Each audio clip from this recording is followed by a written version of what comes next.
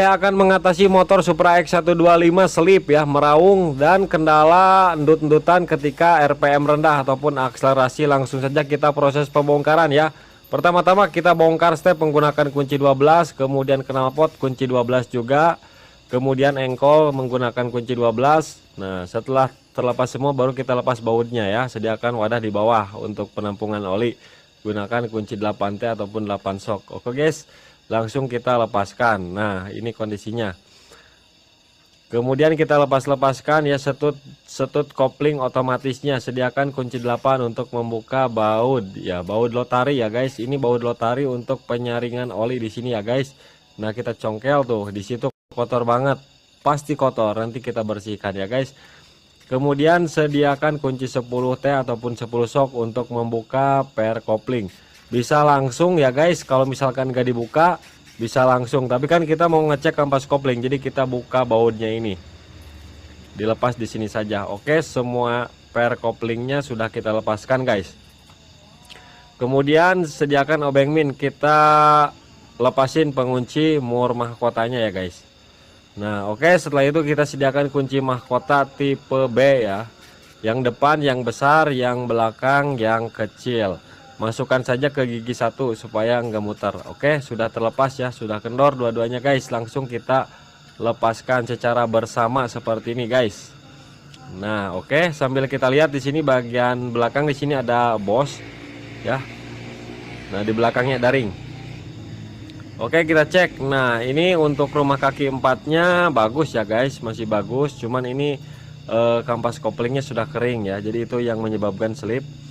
Kemudian yang menyebabkan gejala endut-endutan itu ketika akselerasi itu kampas ganda dan mangkoknya ini tuh, mangkoknya sudah aus kena ya guys.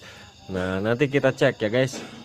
Nah guys, bisa kita lihat sendiri di sini untuk mangkoknya ini tuh, lihat dia udah mendam ya guys. Apa yang terjadi nanti kita bongkar saja. Nah oke, langsung kita buka sepinya ya. Sepinya kita lepas menggunakan obeng min. Kita congkel tapi jangan sampai mecelang ya guys. Kalau mecelang nanti hilang. Kalau nyarinya susah ya susah ya. Kalau yang mudah mudah. Kalau ada stok. Oke, tinggal kita lepas platnya ini. Kemudian ada semacam per ya, per diafragma. Kemudian plat bawah kita lepaskan juga. Nah setelah terlepas semua baru kita lepas semua saja. Caranya mudah, tinggal ketuk dikit aja perlahan di bagian tengah ini, kampas ganda bisa naik semua tanpa harus mencopot bagian per dulu. Nah bisa kita lihat sendiri di bagian sini ada permasalahan ya, karet dampernya itu tidak menggunakan yang besi ataupun yang khusus motor ini ya. Ini kayaknya menggunakan khusus untuk motor matic ya, karet dampernya, harusnya jangan guys. Nah oke, di bagian mangkoknya kita ganti ya guys, mangkok ganti. Kemudian kampas ganda juga kita ganti, karena kampas ganda ini sudah tipis ya guys, itu bisa kita lihat sendiri. Yang lamanya udah tipis, kita ganti yang baru ya guys, supaya ada performa lagi motornya. Oke, nah perhatikan nih, karet dampernya gunakan yang ada besi seperti ini, dan gunakan juga yang bagus ya guys, jangan yang murahan, supaya awet, supaya nggak cepet keras ataupun gepeng. Oke, langsung kita pasangkan ya guys. Nah pasangkan seperti ini, semuanya kita urutin. Dan semua ini udah saya bersihkan semua ya guys, dari kotoran-kotoran bekas gesekan kampas kopling. Nah tuh di situ biasanya banyak, sekarang udah bersih semua. Nah sekarang tinggal kita pasang bagian per ya, per sentrinya. Untuk per sentrinya kita tetap masih menggunakan yang lama guys. Nah oke, kita gunakan obeng min seperti ini ya, jara boleh lah apa saja untuk mencongkel memasangkan per sentrinya tersebut guys. Nah oke guys, setelah terpasang semua, nah kita pasang ya plat yang bawah, hati-hati jangan sampai terbalik. Kemudian pernya, kemudian plat atas, nah jangan sampai terbalik juga ya guys. Nah oke, kita masukkan ulang. Nah pemasangan spinya yang tumpul di bawah ya guys, yang rata di atas, tapi bolak-balik juga bebas sih, tidak ada permasalahan. Yang penting jangan sampai lepas aja seperti itu. Kemudian sediakan tang saja guys untuk proses pemasangannya.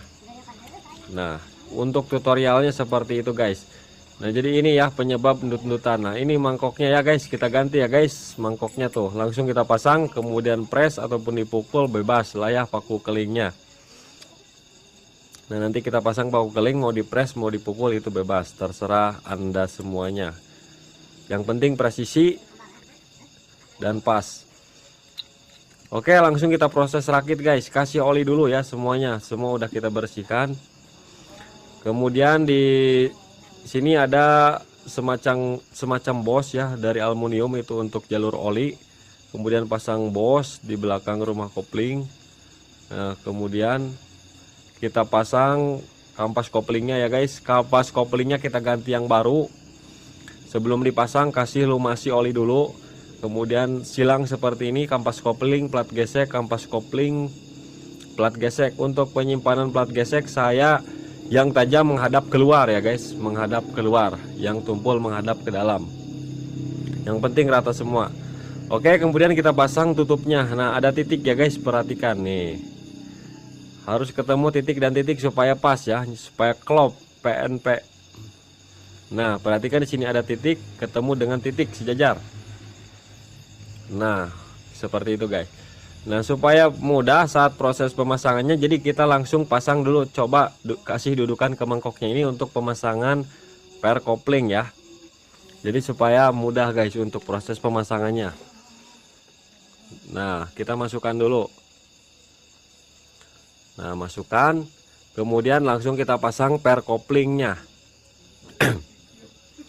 Nah, per koplingnya. Jadi tutorial ini simple, mudah guys.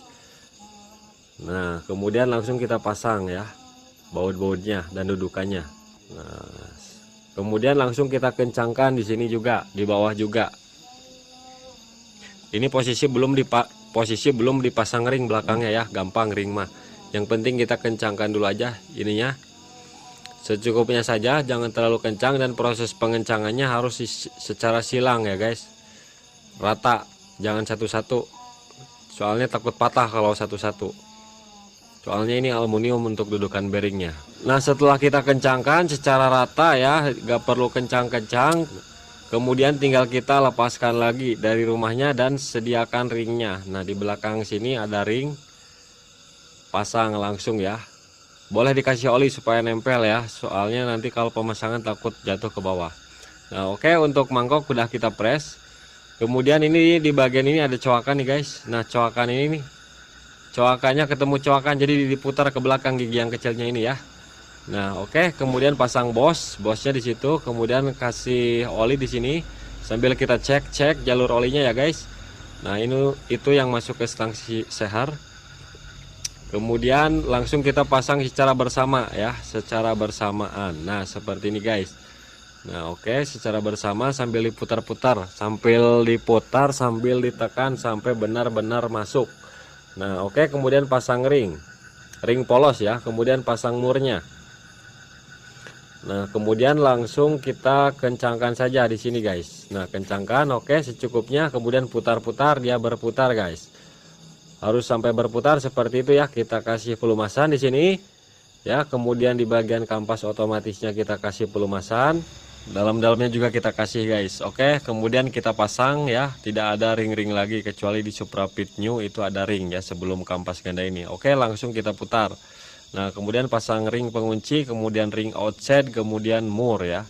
Nah, langsung kita kencangkan pakai tangan dulu. Kemudian langsung kita kencangkan menggunakan impact ya, secukupnya saja ya guys. Nah, secukupnya saja. Oke, kemudian kita kunci ya, kunci supaya nggak kendor. Nah, satu aja kuncinya. Setelah itu ini ada packing ya guys, pasang packing kertas, kemudian langsung kita pasang ya bautnya. Baut-bautnya kita kencangkan dulu menggunakan obeng. Nah, setelah rata baru kita kencangkan menggunakan kunci 8T. Untuk cara pengencangannya seperti ini ya. Ini tutorial simple dan mudah, pakai kunci 12 ring. Diganjelin seperti ini ya guys. Nah, boleh pakai impact, boleh pakai obeng ketok, banyak cara ya, semuanya juga bisa.